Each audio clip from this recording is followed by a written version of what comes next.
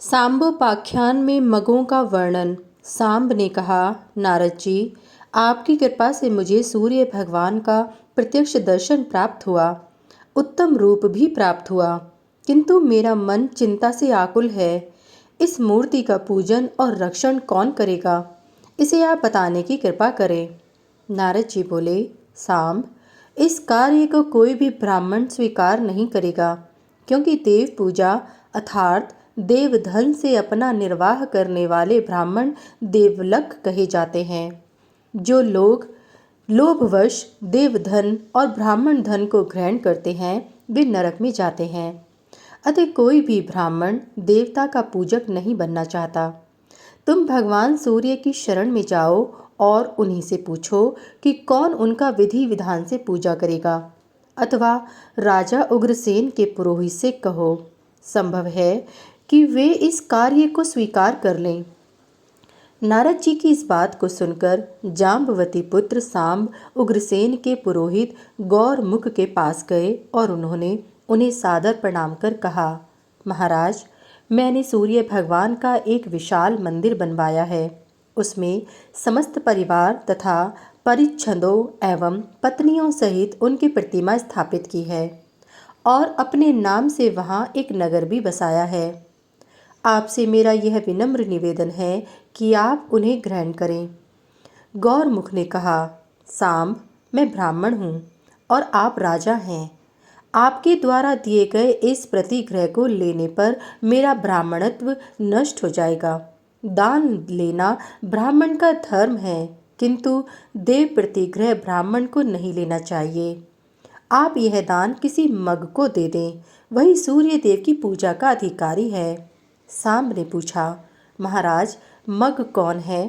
कहाँ रहते हैं? किसके पुत्र हैं? इनका क्या आचार है? आप कृपा कर बताएं।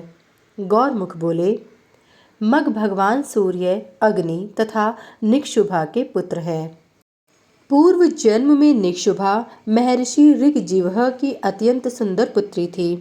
एक बार उससे अग्नि का उल्लंघन हो गया।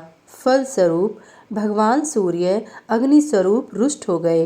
बाद में अग्नि रूप भगवान सूर्य के द्वारा निक्षुभा का जो पुत्र हुआ वही मग कहलाया।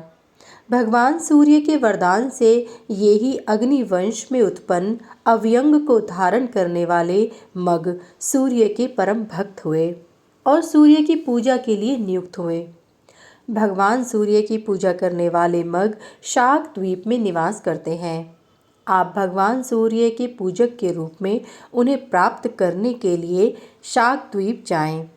अनंतर सांब ने द्वारका जाकर अपने पिता भगवान श्री कृष्ण को सब समाचार सुनाया। फिर वे उनकी आज्ञा प्राप्त कर गरुड़ पर सवार हो शीघ्र ही शाक द्वीप पहुँच गए।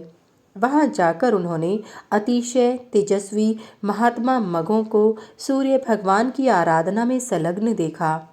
सांब ने उन्हें सादर प्रणाम कर उनकी प्रदक्षिणा की। सांब ने कहा, आप लोग धन्य हैं। आप सबका दर्शन सबके लिए कल्याणकारी है। आप लोग सदा भगवान सूर्य की आराधना में लगे हुए हैं। मैं भगवान श्री कृष्ण का पुत्र हूँ। मेरा नाम सांब है।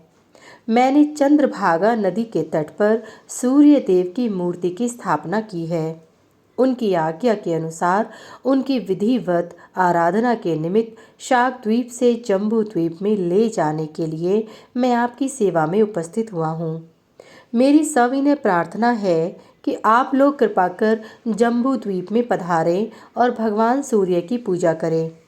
मगों ने कहा, सांब, इस बात की जानकारी भगवान सूर्य ने हमें पहले ही दे दी है। यह सुनकर सांब बहुत प्रसन्न हुए और गरुड़ पर उन्हें बैठाकर वहां से मित्रवन मूल स्थान मुल्तान ले आए। सूर्य भगवान मगों को वहां उपस्थित देखकर बहुत प्रसन्न हुए और सांब से बोले, सांब, अब तुम चिंता छोड़ दो। ये मग मेरी विधिवत पूजा संपन्न करेंगे। इस प्रकार सांब ने शाक द्वीप से अव्यंग धारण करने वाले मगों को लाकर धन धान्य से परिपूर्ण इस सांबपुर को उन्हें समर्पित कर दिया। वे सब भगवान सूर्य की सेवा में तत्पर हो गए और सांब भी सूर्यदेव एवं मगों को प्रणाम कर आनंद चित्त से द्वारका लौट आए।